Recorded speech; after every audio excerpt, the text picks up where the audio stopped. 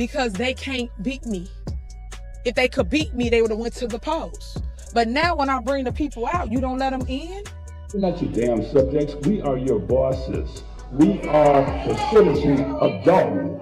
And you will not continue to treat us like this because you are on the way. Tiffany Henyard, the self-styled super mayor, is now witnessing the rapid disintegration of her political empire in real time.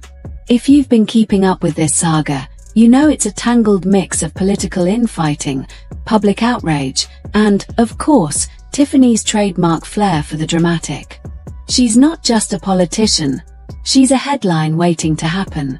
But after losing her bid for re-election as Thornton Township Supervisor, it looks like she's finally losing her grip on power.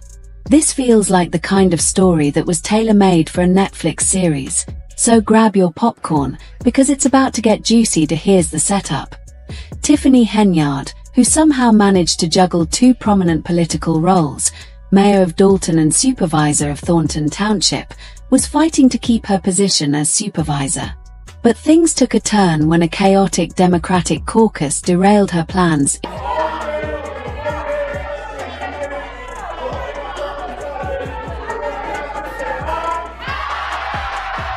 Fuming, Tiffany Henyard's name was denied a spot on the ballot, and let's just say, she did not take it well. Picture a crowded room of her political opponents bursting into applause as Tiffany stormed out, furious, yelling illegal at anyone who would listen. Oh, and did we mention the crowd serenaded her with chants of asterisk, nunne, hey hey, kiss him goodbye. Asterisk talk about a dramatic exit, so why was she kicked off the ballot? It all boils down to the rules of the caucus, a process Thornton Township hadn't used in 30 years.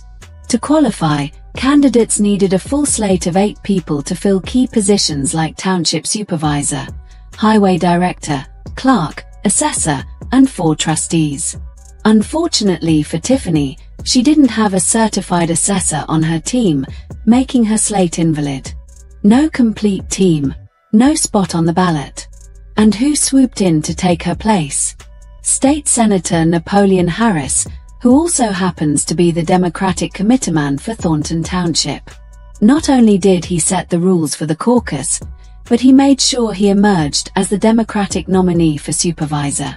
A power move, no doubt. Tiffany's camp, however, is calling it unfair and even illegal. It always has been in the history of Thornton Township. Always 10,000 residents come and vote for Township. Tiffany, ever the drama queen, wasn't about to let this slide quietly.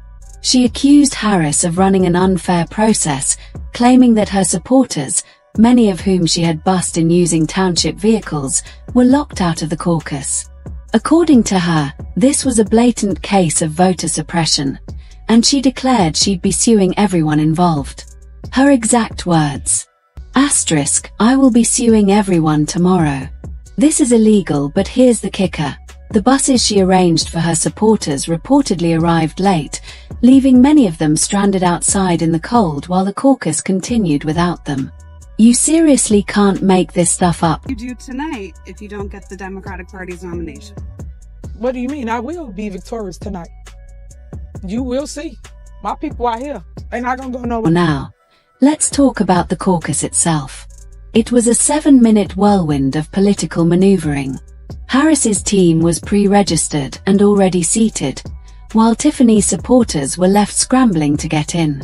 By the time the vote wrapped up, it was clear Harris had the upper hand. He and his slate were nominated, leaving Tiffany with no choice but to run as a write-in candidate if she wanted to keep her supervisor position. But let's be real, how often do write-in campaigns actually work?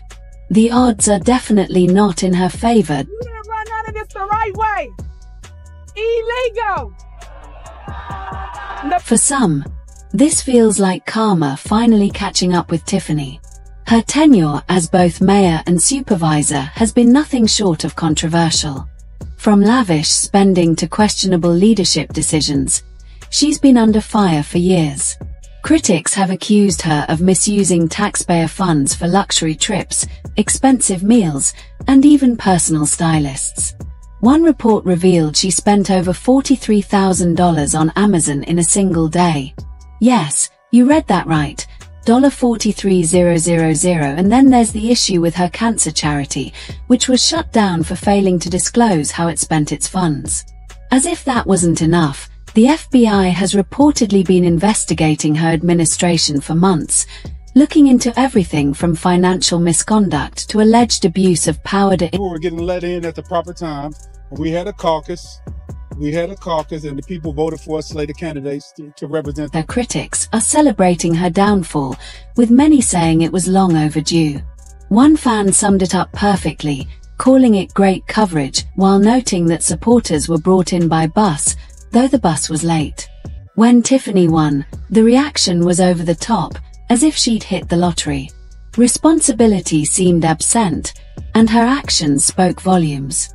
Another commenter asked why she hasn't been brought up on charges, and honestly, it's a valid question, given everything that's come to light about her.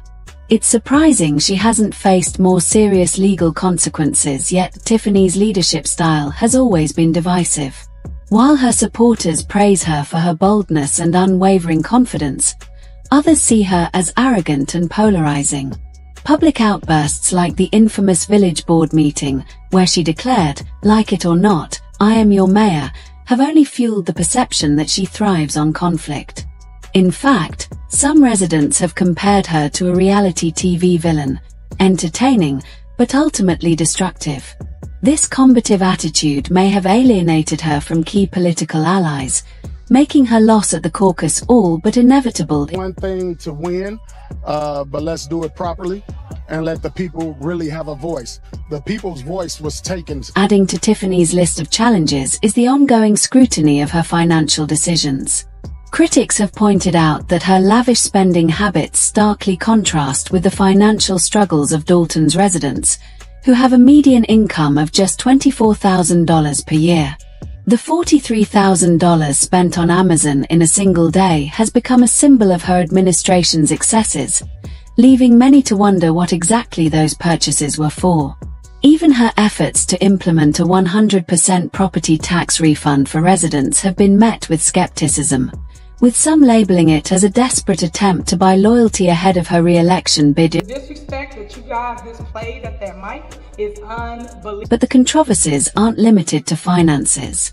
Henyard's leadership has been overshadowed by accusations of political retaliation, with business owners claiming they've been targeted for not supporting her initiatives. One local bar owner even alleged that their establishment was raided by police shortly after refusing to sponsor one of her events. These allegations paint a troubling picture of a leader willing to use her authority to settle personal scores, further eroding public trust in her ability to govern fairly. By 82%. Know this, I am gonna come through on a landslide just like Trump did. Know that I will be victorious. Despite everything, Henyard's supporters are doubling down, insisting that her boldness is what makes her a trailblazer. She's not afraid to fight for what she believes in, even if everyone's against her, said one loyal backer. But for many others, her defiance feels more like denial.